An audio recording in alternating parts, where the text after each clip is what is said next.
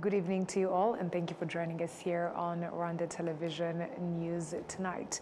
We do hope you had yourselves a productive Tuesday. Now here's a sneak peek of our bulletin.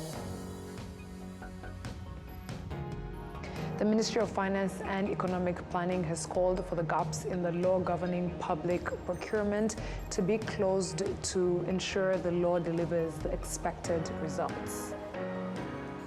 The Ministry of Environment has told parliamentarians that issues arising from overlapping land boundaries, which create various problems for landowners, are expected to be resolved by 2026. We are glad to have your company tonight, coming to you straight from the heart of Africa, Kigali, and I bringing you tonight's bulletin is Martina Abera. Now let us begin by informing you that the Ministry of Finance and Economic Planning has called for the gaps in the law governing public procurement to be closed to ensure the law delivers the expected results. The ministry presented this position to the Parliamentary Public Accounts Committee, also known as PAC. Before the PAC, the Director General of the Rwanda Public Procurement Authority, Jimmy Christian Byukusenge, highlighted the issue of frequent staff turnover among procurement officers and how it slows down public procurement processes. Among public procurement institutions is the Rwanda Information Society Authority, whose CEO Antoine Sebera explained the measures being taken to improve the efficiency of public procurement. PAC members, noting the challenges still present in public procurement, asked the Ministry of Finance and Economic Planning what actions could be taken to ensure the law is well implemented and yields the expected results, particularly for the appeals committees overseeing procurement disputes. The Minister of State for National Treasury in the Ministry of Finance and Economic Planning, Godfrey Kabera, stated that the law will produce the desired outcomes once its all current gaps are addressed. The law regulating the procurement from the public has increased the number of institutions using the electronic procurement system to curb corruption, with over 270 institutions now using it. Currently, 17,700 bidders also use the system, resulting in 89% of public contracts being awarded through the electronic procurement. Moving ahead, the Ministry of Environment has told parliamentarians that issues arising from overlapping land boundaries, which create various problems for landowners, are expected to be resolved by 2026. Minister Dr. Bernadette Arakwiye stated that new technology is being used to accelerate their resolution. These issues include districts lacking detailed land use plans, which affects their development. Delays in issuing land documents, creating opportunities for corruption, land allocated for construction that residents are prevented from developing, among other challenges reported to citizens during visits to Parliament late last year. Minister Dr. Bernadette provided explanations on the measures that various institutions are taking to address these issues, guided by the country's broad strategic frameworks. Parliamentarians emphasized the need to strengthen monitoring of these measures, noting that some local officials do not fully understand the procedures for resolving these problems. The Honorable Christine asked about the criteria used to determine the type of building that can be constructed on designated residential plots, while the Honorable Germaine Mukabalisa raised concerns about excessive price increases for plots already cleared for housing. The Ministry of Environment stated that between 2009 and 2013, over 11 million plots of land were surveyed, with owners now holding official documentation. It added that land services are now provided at the cell level using digital technology, and that data on land use helps the country in planning development. Political and governance analysts say African countries should work together to ensure that the objectives of the African Union's joint military force are achieved, particularly in restoring security to countries affected by conflict. Currently, the African continent hosts the majority of armed and terrorist groups operating across multiple countries. One example is the FDLR, a terrorist group composed of individuals involved in the 1994 genocide against the Tutsi in Rwanda, now operating in the Democratic Republic of the Congo. Over the past 31 years, the FDLR has killed, looted, and kidnapped, displacing hundreds of thousands of people from their homes. Economic analysts note that the proliferation of such armed groups across Africa poses a serious obstacle to the continent's development. During the 39th African Union Summit held recently in Ethiopia, peace and security occupied a central place in the discussions. Africa has never lacked good policies or initiatives on paper. The question we have had on this continent is lack of implementation, either because of lack of capacity or lack of will to implement those decisions. So we cannot expect much beyond what individual states are able and willing to provide, because African Union by itself do not have an army. So its standby force will depend on state contributors. And different national armies will always carry the national agendas. It's possible that there can be some good contribution because there is what to resolve. There are a lot of cases of conflicts and insecurities around Africa, so there is what to do. The question is whether these individual countries all put together understand the real issues and solutions to provide, because the response is not only going to be military, because you find that most of these conflicts are linked to governance. So if individual countries are unable to deal with governance gaps that contributed to the emergence of these conflicts, there is little hope that even if you send the whole world as army, the conflicts will not go away, because the individuals, maybe there could be some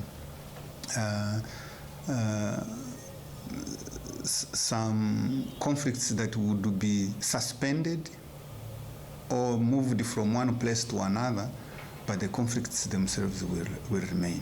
We had since 2013 the desire to silence guns by 2020. We've reached 2026. The guns have become much more louder than they were in 2013. So the question is not lack of initiatives, but it is more about the willingness or ability to implement those decisions, and for individual countries to be able to resolve the causes of conflicts within their countries, because these conflicts are happening with countries, within countries or between countries because of certain reasons. And if there is no desire from African countries, or if there is a disagreement on the root causes of these conflicts, then we are likely to not get much out of it. As a result, heads of state and government committed to establish establishing and supporting a joint African military force that can be deployed where necessary to restore peace. However, Dr. Alphonse Murefu, a lecturer at the University of Rwanda and an expert in international law, explains that the rhetoric of silencing the gun is not new in African political discourse. Political analyst and journalist Albert Rudatsimbura adds that Africa must first unite internally and stop reliance on foreign powers. When opening the two-day conference of land-based military commanders on October 21st, 2025 in Kigali, President Paul Kagame emphasized that Africa should not wait for external intervention in addressing the continent's security challenges.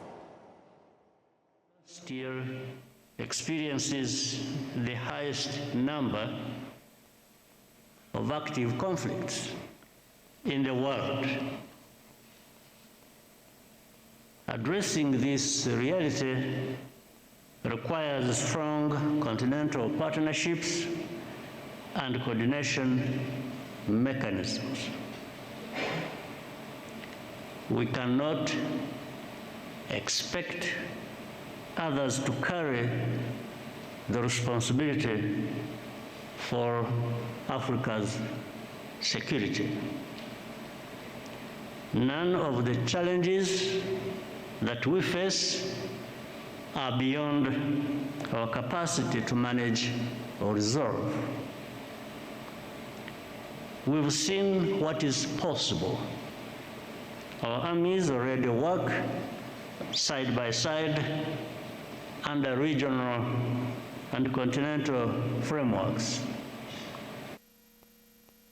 The 2023 Global Terrorist Index reports shows that Africa continues to suffer disproportionately from terrorist groups, with nearly 40% of affected populations displaced globally.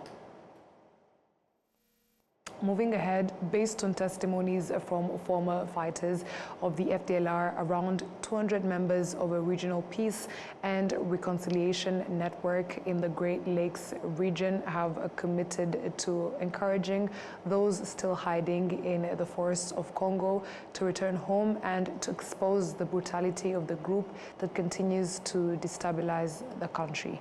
Members of this Peace and Reconciliation Network visited the Mutobo Center in Musanze district, which is responsible for reintegrating former combatants. The delegation, mainly comprised of religious leaders from Rwanda and the Democratic Republic of the Congo, also observed how former FDLR fighters and other armed groups operating in the eastern DRC are received and reintegrated when they return to Rwanda. Bishop Gakunde Musoni Felix, head of the network, stated that they were encouraged by the information received and committed to carrying the peace message to FDLR fighters, urging them to lay down their arms, return to their home countries, and contribute to rebuilding. He also noted that some delegates had limited knowledge of the genocide against the Tutsi, but gained deeper understanding after visiting the Kigali Genocide Memorial at Gisozi. The network included 140 Congolese and 60 Rwandans from various religious backgrounds. The Secretary General of the Commission for Demobilization and Reintegration of Former Soldiers emphasized Rwanda's dedication to reintegrating former combatants by providing care, rebuilding trust, fostering unity, and promoting Rwandan identity, ensuring they live well in their country. The delegation visited the Mutobo Center while over 500 individuals recently returned from the FDLR, including 140 children. Since 2002, through the Mutobo Center, the Commission has demobilized over 12,600 former combatants. Refugees living in Mahama camp appreciate the way the government of Rwanda has helped them become self-reliant, reaching the level of modern cattle farming, which also helps them fight malnutrition and stunting among children. And our Gladys has the details. A model cooperative made up of 158 members owns 505 cows that produce 250 liters of milk per day. They rear cattle in Mahama camp in Kirehe district. They say this livestock farming has helped them find their own solutions after support from international refugee aid organizations decreased. They emphasize that this farming has also helped them combat malnutrition and stunting within their families. Icyambere cyo kidukura mu bwigunge iyo kumwe n'inka uba wumva nta bwigunge bwurimo. First, they help us overcome loneliness. Second, they help prevent our children from suffering from malnutrition. And they also at least add to what we used to eat. What we are happy about is that when we arrived in Rwanda, we found security, we sleep peacefully without fear that someone will come and slaughter our cows. These are things we are grateful to the country that hosted us for.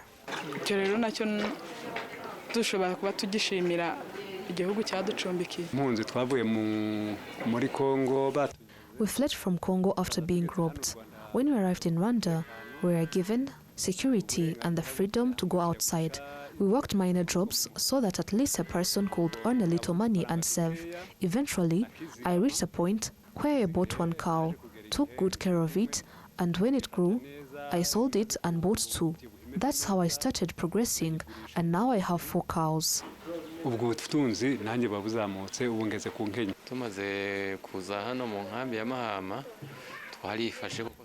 we arrived here in Mahama camp, everyone did their best to buy cows.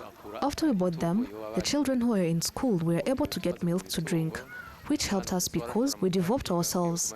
As for me, I have now spent 6 years raising cows, and my children have studied well. One of them is now at university. The Ministry in charge of Emergency Management highlights that this livestock program is one of the projects aimed at helping refugees integrate and adapt life in the country. Gonzague Karagira, the project manager within the Ministry in charge of Emergency Management Minema, notes that the government will continue to support refugees' projects and activities. When you're